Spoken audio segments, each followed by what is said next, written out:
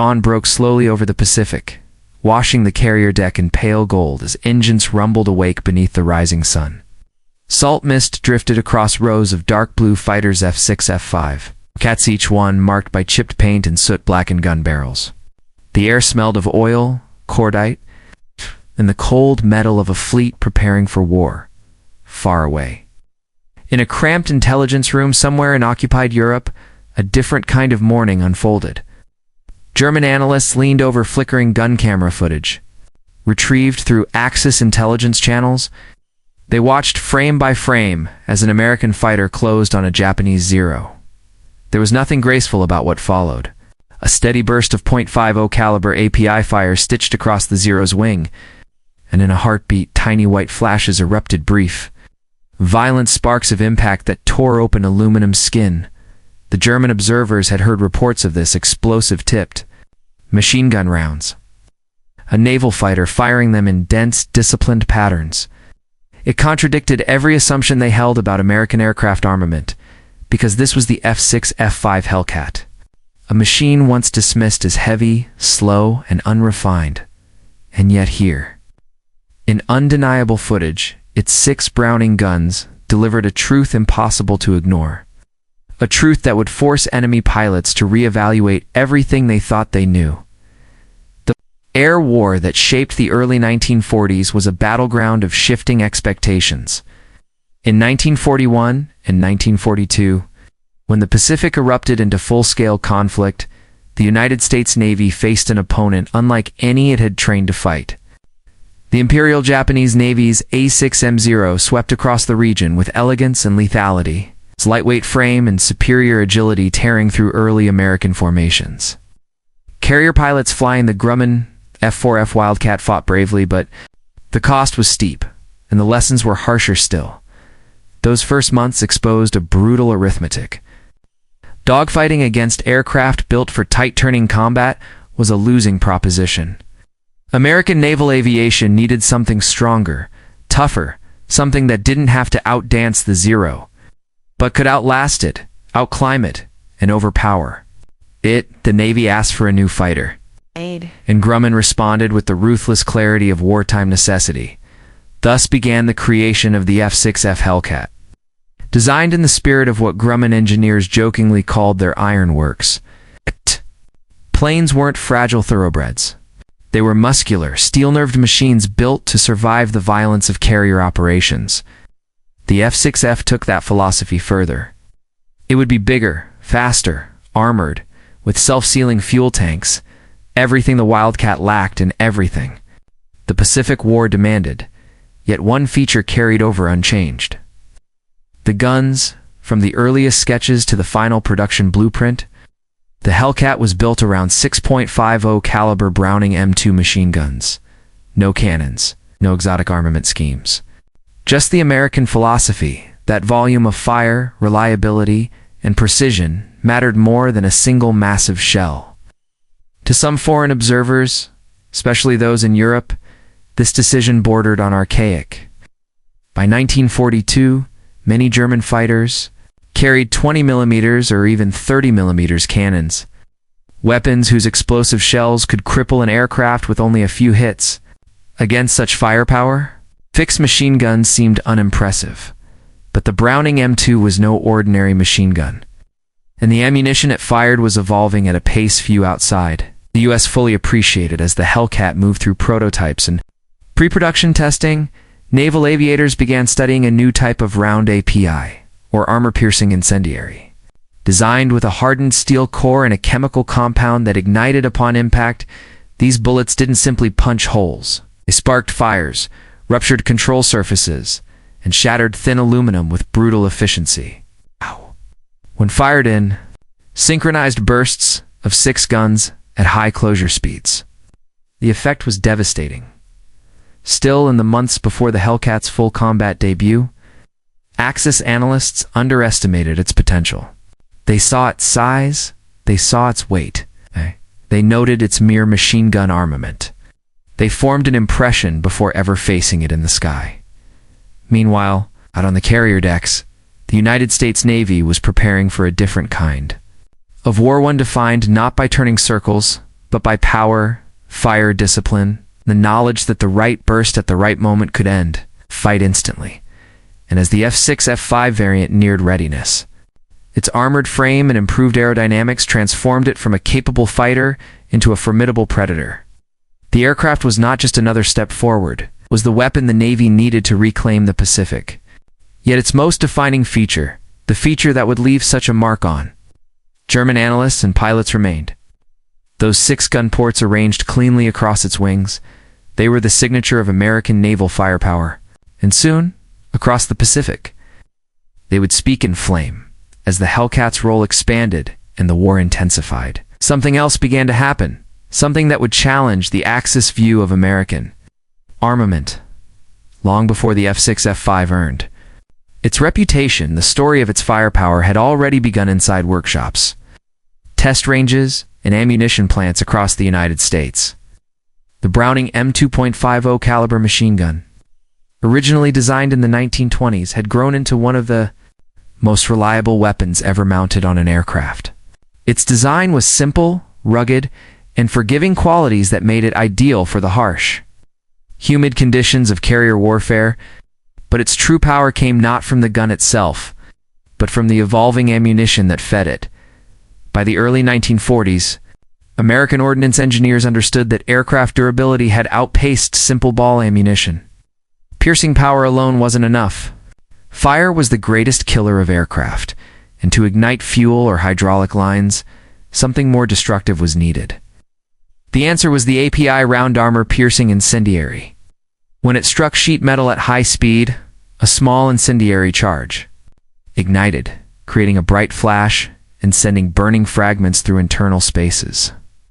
To pilots and observers, it looked like tiny explosions, momentary bursts of white fire across an enemy wing or engine cowling.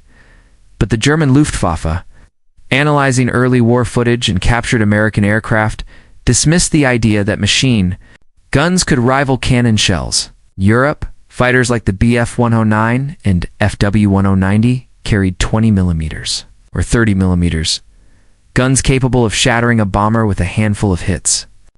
Too many German officers, the American attachment .250 caliber guns, seemed outdated, a carryover from earlier doctrine. Their conclusions came from a rational place. On paper, a 20 millimeters cannon should outperform a machine gun. But paper did not account for American manufacturing precision, gunnery training, or the density of fire generated by 6 Brownings firing in unison. Nor did it account for the consistency and reliability with which an American fighter pilot could hold the trigger. For a 1-second burst and send more than 70 incendiary rounds into a single point of impact, reports from the Pacific initially did little to challenge German assumptions. Japanese fighters were notoriously fragile, built with minimal armor and non-self-sealing tanks. Their losses to .50 caliber fire could be explained by their lightweight design. But as the Hellcats' combat record grew particularly with the arrival of the F6F-5, Axis intelligence officers began noticing troubling details. Wreckage from shot-down Japanese aircraft revealed deep, destructive penetration from .50 caliber API rounds. Wings shredded, fuel cells torn and burned, control cables cut clean through.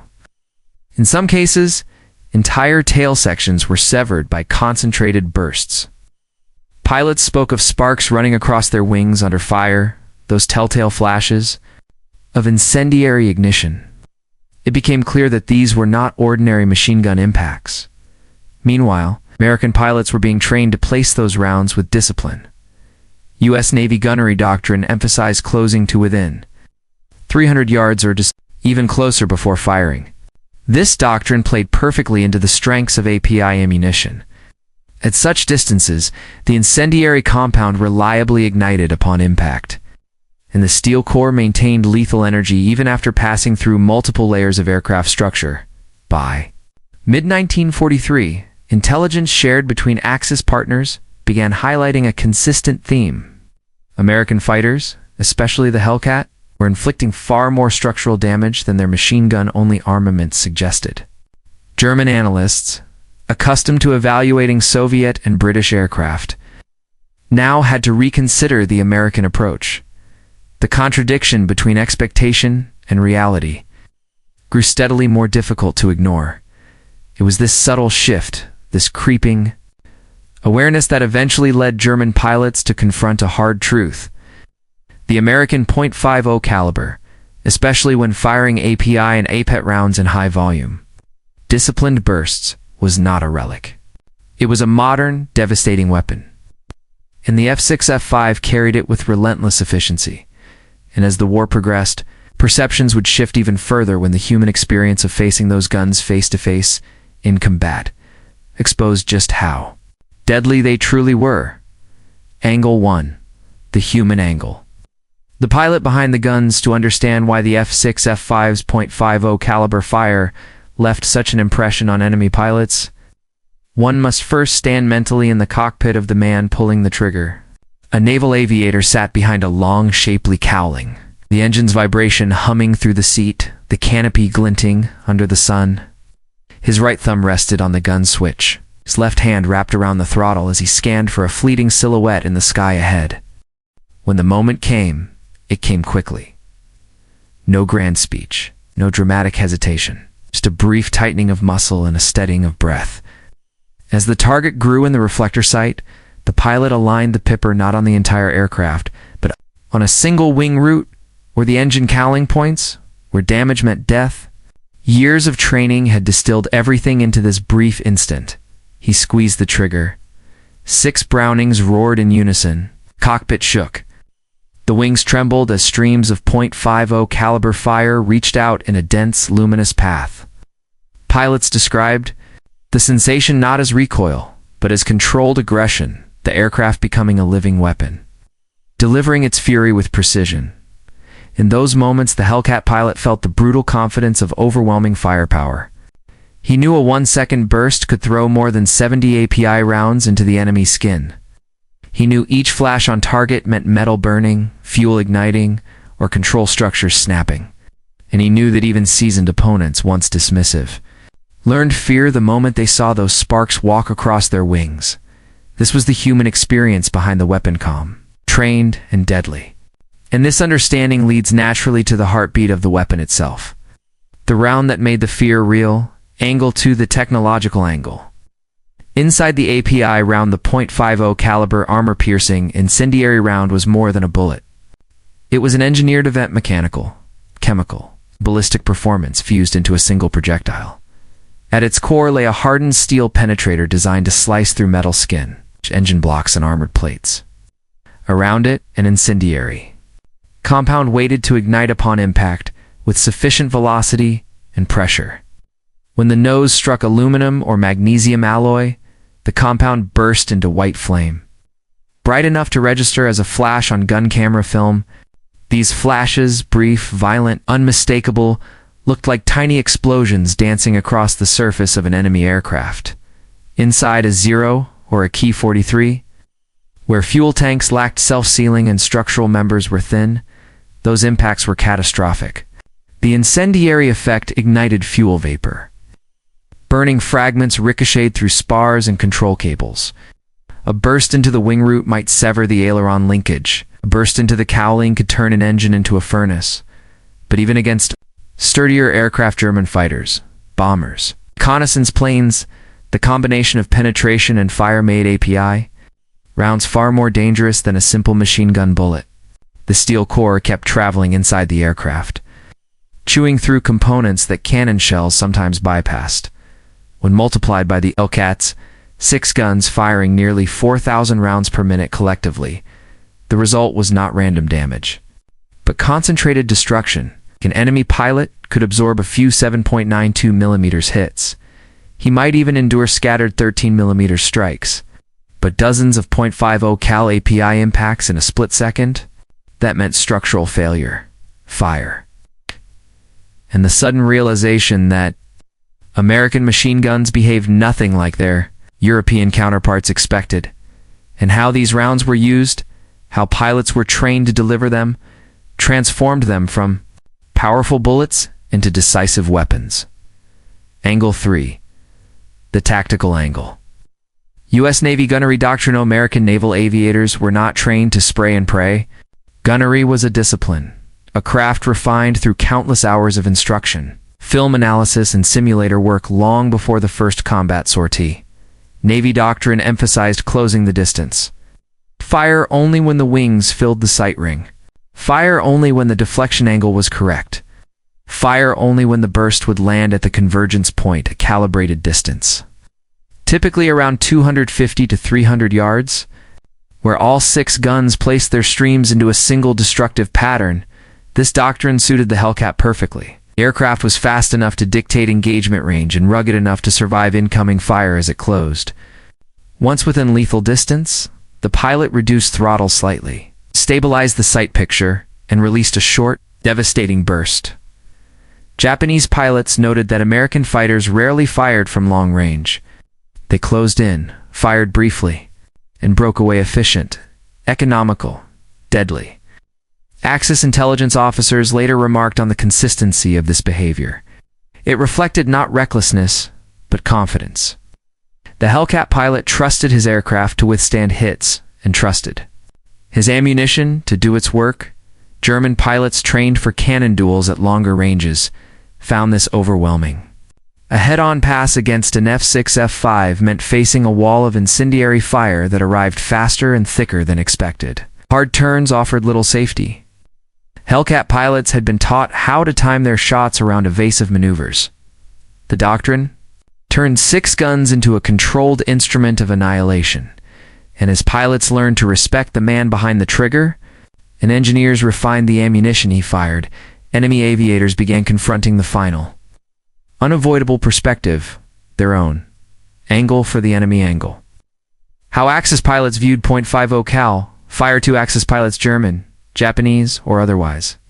First encounters with concentrated American .50 caliber fire were moments of revelation. Many entered combat with the firm belief that cannon fire defined modern aerial warfare. Machine guns, in their view, belonged to an earlier era. But the air does not care for theory, and once the .50 cal API rounds began to strike, perceptions shifted with brutal speed. Enemy pilots described seeing bright sparks dancing across their wings or fuselage. Those were incendiary flashes, API impacts, tearing through skin and structure. In a BF-109, hits to the coolant system meant an immediate white plume of steam. In an FW-1090, impacts to the wing root or fuel lines triggered sudden internal fires. Even armored cockpits weren't immune. The penetrator core of an API round could ricochet inside, riding through wiring hydraulic systems, or oxygen bottles. Pilots who survived such encounters often returned with aircraft peppered by ragged holes. The metal curled outward where incendiary heat had burned edges black. Mechanics examining surviving aircraft noted something else: the pattern. American pilots didn't scatter rounds randomly. Their hits clustered tight, disciplined groups aimed at vital points. Combat reports from the Pacific and intelligence shared across the Axis described a consistency that unnerved analysts. Aircraft were not merely damaged, they were opened, as if cut apart by a controlled force. Wings separated mid-flight, engines caught fire almost instantly. Tail assemblies sheared away when a concentrated burst struck the stabilizers. It was this repeatability that forced German pilots to reconsider their early mockery. The laughter faded once they realized the truth. The F6F-5's 6 guns were not simply machine guns. They were an industrial torrent of fire, reliable, abundant, and fired with precision that turned moments of contact into moments of catastrophe, from enemy pilots recalibrating their respect for American firepower. The next angle dives into what shaped this design choice in the first place. Why the United States Navy insisted on 6.50 cals instead of adopting cannon armament like so many others. Angle 5, the engineering angle. Of cannons, 2 outsiders, it seemed an odd decision. Why equip a frontline carrier fighter with 6 machine guns when cannons offered heavier firepower? The answer lay in engineering pragmatism, reliability, and the demands of naval aviation. Cannon systems 20mm and 30mm were powerful but temperamental. They required precise maintenance, delicate ammunition, handling, and reliable feeding systems. On land, this was manageable. On the rolling pitching deck of an aircraft carrier, exposed to salt spray and changing humidity, it was a liability. Malfunctions cost lives. The Browning M2, by contrast, was a weapon carrier crews trusted implicitly.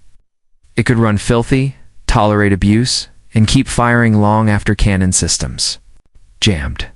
Its ammunition could be stockpiled in enormous quantities, simplifying logistics during long naval operations. And its rate of fire, when multiplied by 6 guns, created an impact profile comparable to, and often exceeding, the destructive. The effect of cannon hits delivered inconsistently. Engineers at Grumman understood something else. The Hellcat's combat environment demanded ammunition depth. A pilot launching from a carrier may fly long minutes before contact and might fight multiple opponents before returning. Cannon-armed fighters often carried 100 to 150 rounds per gun. Hellcats carried nearly 400 rounds per Browning. This gave them endurance-sustained firepower across prolonged engagements. The design choice wasn't nostalgia. It was a deliberate, tactical calculation. Overwhelming reliability paired with devastating volume of fire. And for the naval war, the United States had to fight. Nothing served better than 6 Brownings loaded with API and Appet rounds. These engineering choices shaped logistics, maintenance, and tactics. But their impact became most visible in one final angle, the larger system that supported them. Carrier warfare and the strategic benefit of standardization. Angle 6.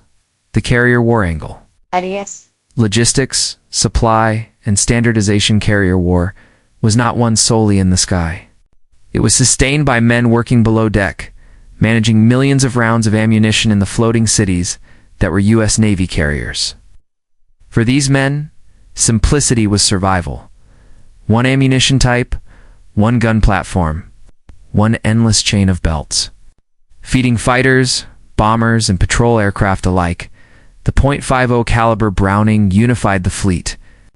Torpedo bombers, dive bombers, fighters all drew from the same ammunition stores. In the chaos of naval operations, this eliminated the logistical friction that often plagued Axis carriers and land-based air units. American ships could carry hundreds of thousands of .50 caliber rounds in compact crates, stacking firepower efficiently into the limited space of a warship. When the Hellcat scrambled for combat, armorers could reload all 6 guns quickly and confidently. There were no delicate cannon shells, no explosive casings requiring special handling, no elite technicians needed to adjust finicky systems. Every gunner's mate aboard every carrier knew the Browning inside and out.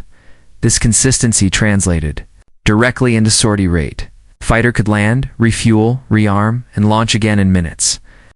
During major Pacific operations, Hellcats launched repeatedly, forming combat air patrols that consumed vast quantities of ammunition but never strained the supply chain.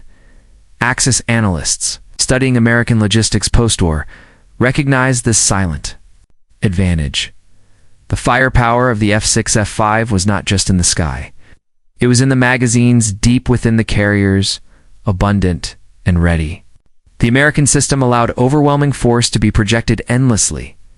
And this system, combined with the weapon and the men who fired it, set the stage for the moment where perceptions shattered forever. The turning point of the war, the transformation. An enemy perception did not happen in a classroom or an intelligence office. It happened in the sky under the crushing heat of the Pacific, where the F6F-5 Hellcat entered the war at full maturity. Next, by mid-1944, the U.S. Navy had amassed not only superior numbers, but a lethal combination of training, doctrine, and machinery. In those months, the Hellcat proved beyond doubt what 6.50 caliber guns firing API rounds could accomplish when placed in the hands of disciplined aviators. The crucible was the Marianas Campaign. It was June 1944, and the U.S. Fifth Fleet prepared to strike the Japanese combined fleet near the Philippine Sea. Carriers stretched across the horizon. Thousands of men preparing for what would become one of the most decisive air battles of the Second World War. On their decks sat squadrons of F6F-5 Hellcats, each one fueled, armed, and ready. Inside their wings 2,400 rounds of .50 caliber ammunition. Most of those rounds were API or APIT, the kind that struck like sparks from a welding torch. When the first Japanese raid approached, radar screens lit with clusters of incoming aircraft. American fighter directors launched Hellcats in wave after wave. The sky became a vast battlefield, and it was here that the Hellcat revealed its true character. A Hellcat pilot, closing on a zero at high speed, could feel the aircraft settle into position stable, predictable. He brought the pipper to the enemies. Wing root, tightened pressure on the trigger. Let the Browning speak. The camera recorded everything. A burst tore across the Zero's fuselage. Tiny flashes, the telltale signatures of API impacts, strobed along its frame. In less than a second, the aircraft folded, caught fire, or snapped into a spiral. The damage was not subtle. Zero's thin structure, designed for agility, became its undoing. API rounds passed through the skin like needles of fire, igniting fuel vapor or shredding spars with frightening ease. One Japanese pilot, rescued after ditching, described the sensation as a rain of bright needles cutting through the wing. Another spoke of feeling the aircraft shudder as if struck by stones moments before flames filled the cockpit. Their reports matched what American pilots witnessed through gun camera film. Enemy aircraft simply disintegrating under precise bursts. As that day unfolded, wave after wave of Japanese fighters fell in exactly the same way. Controlled bursts, concentrated flashes, sudden collapse. The battle earned its infamous nickname, the Great Marianas Turkey Shoot. But the Hellcat's success was not limited to dogfights. During the same operations, American fighters intercepted Japanese dive bombers and torpedo planes, attempting to break through the fleet's defensive screen. These were sturdier aircraft, continental in design, with more metal, more structure, and more internal volume. Against them, the .50 cal API proved just as devastating. Gun camera footage from Hellcats attacking a D4Y Suisse dive bomber shows the same familiar pattern, a line of bright detonations marching up the wing, then smoke billowing as the incendiary effects spread. The bomber's wing root failed, sending it spiraling into the ocean. Other aircraft lost engines as API. Penetrators tore through oil coolers or fuel tanks. The violence of these impacts forced Japanese commanders to reassess their aircraft. Survivability. They saw planes returning riddled with holes if they returned. At a leach hole marked by burn patterns unique to incendiary rounds, maintenance crews spoke of melted edges, burned insulation, the smell of scorched aluminum. Across the Pacific, intelligence from German observers began to reach Luftwaffe analysts. Through shared access channels and captured film, they studied what was happening to Japanese aircraft. They watched as F6F-5s fired short bursts that produced results usually associated with cannon shells. They noted the incendiary flashes. They documented how frequently aircraft hit by .50 cals simply fell apart. Their earlier dismissive tone shifted. Memos circulated through German analysis units warning pilots not to underestimate American machine gun armament, especially in head-on engagements. API rounds, fired in such dense patterns, could punch through armor plates and ignite self-sealing tanks under the right conditions. The decisive moment was not theoretical anymore. It happened in repeated combat encounters, where Japanese fighters were torn apart in seconds, where Allied pilots returned with ammunition carefully spent, and where analysts on both sides saw the brutal efficiency of the Hellcats' guns. This battlefield clarity produced a single undeniable truth. The F6F-5's firepower was real, reproducible, relentlessly lethal. And the more thoroughly the Hellcat asserted its dominance in the Pacific, the more urgently Axis strategists in both Germany and Japan were forced to confront anew a reality that would reshape their assumptions forever. The shock that rippled through the Luftwaffe's analytical branches did not begin with rumor. It began with evidence, and evidence does not blink. By late 1944, German intelligence officers had accumulated a growing catalog of American gun camera footage, combat reports, and intercepted analysis. Some arrived through Japanese channels, others through neutral intermediaries or captured reels. What they saw unsettled long-held assumptions. The American .50 caliber, so casually dismissed in earlier technical evaluations, was consistently destroying enemy aircraft with a speed that did not align with its reputation as a mere machine gun. Axis analysts gathered in dimly lit rooms, projectors humming as grainy black and white film flickered across the wall. The footage was unmistakable. A Hellcat diving behind a Ki 61, a measured burst. Flashes erupting along the Japanese fighter's tail. Structural failure within seconds. In other clips, zeros were struck in the wing root and erupted like paper. Lanterns touched by flame. There were no cannon shells in these engagements, no 20mm high explosive rounds. It's just the relentless, incandescent strobing of API impacts. For the first time, German officers began treating American machine gun armament as a serious threat, one that could not be explained away by Japanese aircraft fragility alone. Reports circulated describing the Browning M2's reliability, its rate of fire, and the near-industrial strength of American ammunition production. The consistency of U.S. gunnery, combined with tightly clustered bursts, created levels of destruction the Luftwaffe had assumed. It's impossible from .50 caliber guns. Then came the aircraft inspections. When German engineers examined wreckage of Allied aircraft shot down over Europe, they found something telling. The damage patterns from .50 caliber rounds, many of which were API, showed deep internal scoring. Burned edges and penetrator paths far beyond what standard ball ammunition could produce. Some wrecks bore evidence of Appet rounds passing through multiple sections of the fuselage before igniting flammable vapors. Technicians noted how the steel cores retained shape even after cutting through critical components, producing catastrophic failures in systems like hydraulics, fuel delivery, and electrical control. This forensic evidence mirrored what Japan had been reporting for months. American incendiary ammunition did not merely puncture it, ignited, shredded, and severed.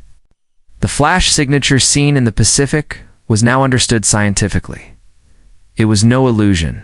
It was chemistry weaponized by airspeed. German pilots flying over Europe began encountering the same brutal reality in head-on passes with American fighters, especially P-47s and P-51s equipped with the same 6, sometimes 8 Browning guns firing identical ammunition. Some Luftwaffe pilots reported armor plating compromised by repeated hits, oxygen systems ruptured, or coolant lines severed in the first short burst. The narratives converged. Whether facing a Hellcat over the Pacific or a Thunderbolt over France, the firepower was the same, and it was deadly.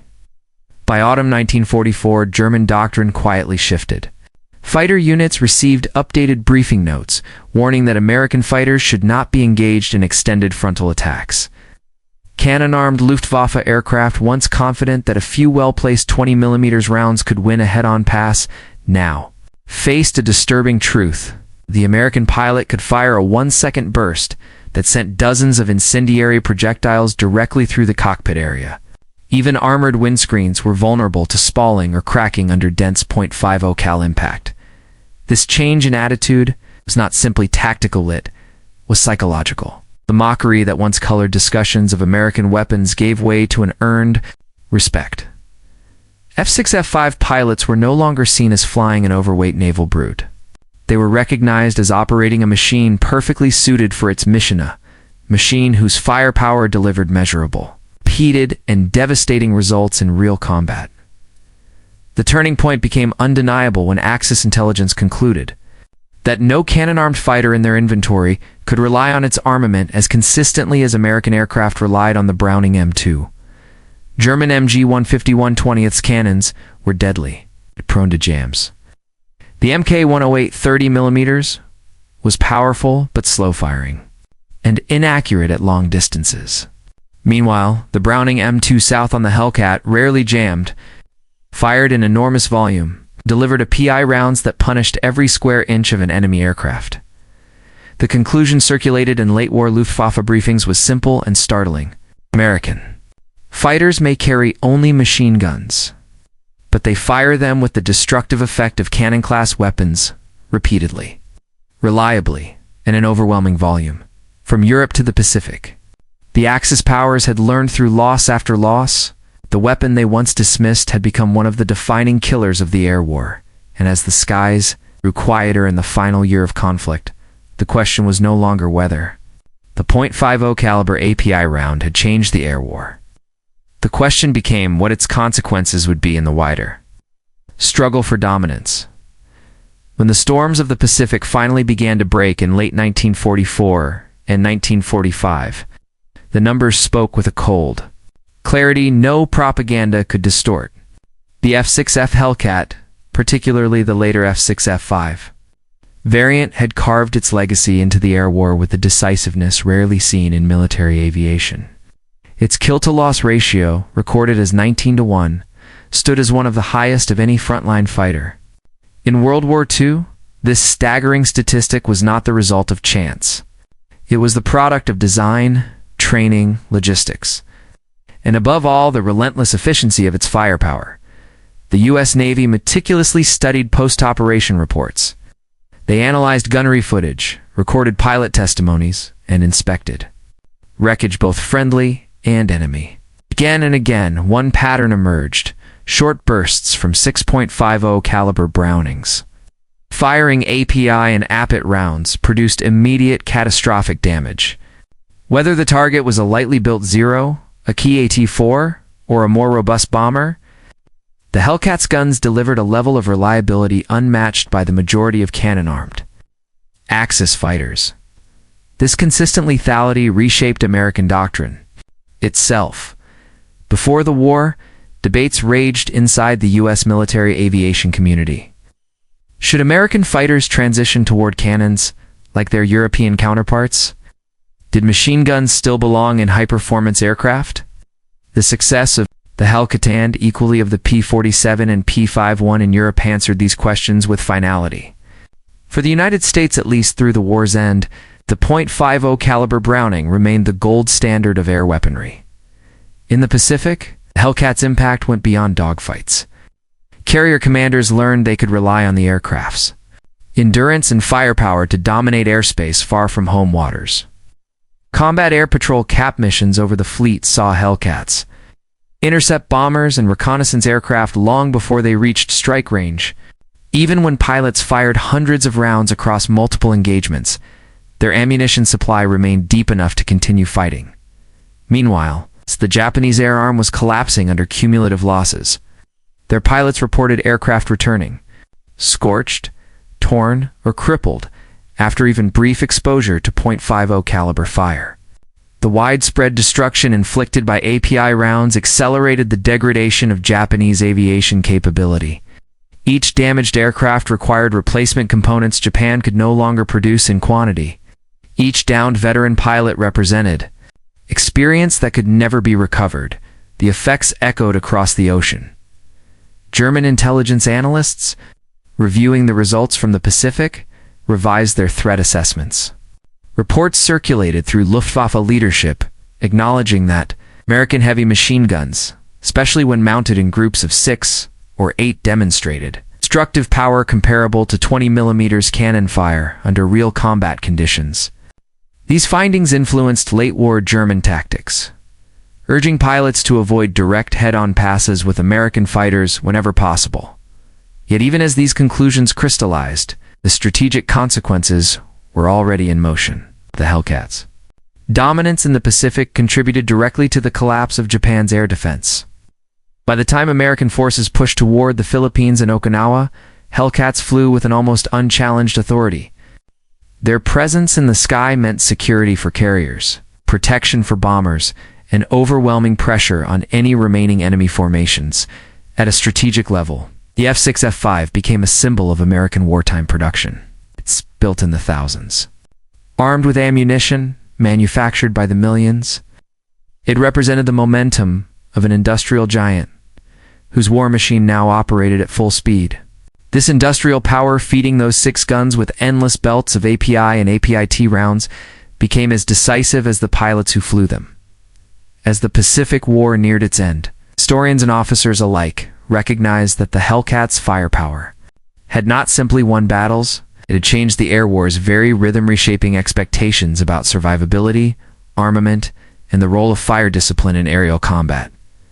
And yet, even as victory approached, the question lingered: what would become of this weapon, its tactics, and its legacy after the war ended? When the guns finally fell silent in 1945, the F6F-5 Hellcat did not simply fade into history. Its combat record, its reliability, the unmistakable lethality of its 6.50 caliber guns became subjects of detailed post-war study. Engineers, analysts, and pilots across multiple nations sought to understand why this aircraft, dismissed early in the war as heavy and unsophisticated, become one of the most efficient aerial killers of the conflict. At American testing grounds, surviving, Hellcats were flown and reflown under controlled conditions. Ammunition specialists re-examined the performance of API and APIT rounds against mock fuselage sections, fuel cells, and armored plates. The results confirmed what wartime combat footage had already shown. The API round offered a unique balance of penetration and incendiary effect, making it ideal for engaging lightly armored aircraft. Its steel core punched through metal, while its chemical payload ignited fuel vapor, hydraulic fluid, or insulation. In tests, a single burst often produced multiple secondary fires inside the target structure. European nations conducted their own examinations.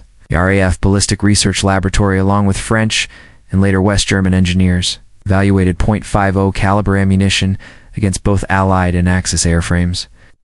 Many concluded that while cannons would dominate in the emerging jet age, the .50 caliber Browning had proven itself as one of the most effective weapons of the Piston-era air war. The United Kingdom even considered adapting certain aircraft to use the gun more extensively before transitioning entirely to 20mm cannons in post-war designs. The Hellcat's service life did not end in 1945. Many F6F-5s continued to fly in the immediate post-war years, serving in roles ranging from training to fleet defense. The French Navy operated Hellcats extensively during the late 1940s and into the early 1950s, using them in Indochina, where their ruggedness and firepower remained invaluable. Once again, the .50 caliber guns played a central role, delivering accurate, concentrated fire in harsh environments far removed from their original Pacific battlefields. The gun itself, the Browning M2, continued to evolve.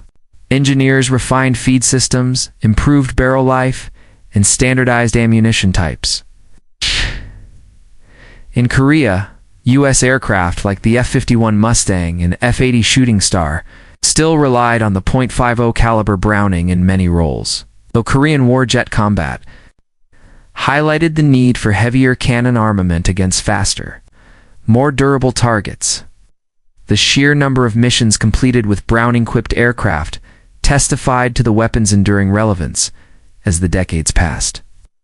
Pilots who had flown the F6F-5 began recording their memories. Their accounts carried a common theme: trust. They trusted the Hellcat to bring them home after absorbing battle damage. They trusted its guns to fire when needed, and they trusted the API rounds to do their work with brutal efficiency. Many described the visual signature of API hits, those bright, staccato flashes along an enemy wing, as the defining image of air combat in the Pacific. Japanese and German veterans, too, contributed their perspectives.